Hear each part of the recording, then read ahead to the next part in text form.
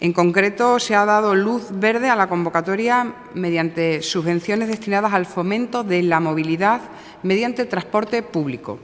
¿Qué van a suponer los cambios aprobados y qué características tiene la convocatoria? Como saben, hasta ahora el transporte público para viajeros contaba con ayudas solo para mayores de 60 años. A partir de ahora, 2 nuevos colectivos, los más necesitados, van a disfrutar también de estas ventajas. Me refiero a los jóvenes y a las víctimas de violencia de género. De este tema ya se informó en la rueda de prensa posterior al Consejo de Gobierno extraordinario.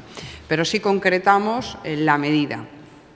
Contará con una inversión de 793.000 euros para el año 2013 y las bonificaciones serán las siguientes. El 25% a los jóvenes entre 14 y 30 años con carnet joven europeo en trayectos que tengan origen en Extremadura y destino en cualquier punto de España.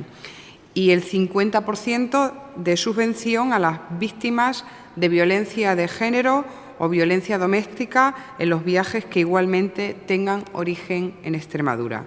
En total, estimamos que se podrán beneficiar de esta medida un total de 300.000 usuarios, jóvenes y mujeres, que, como dijimos en el Consejo Extraordinario, son 2 colectivos prioritarios.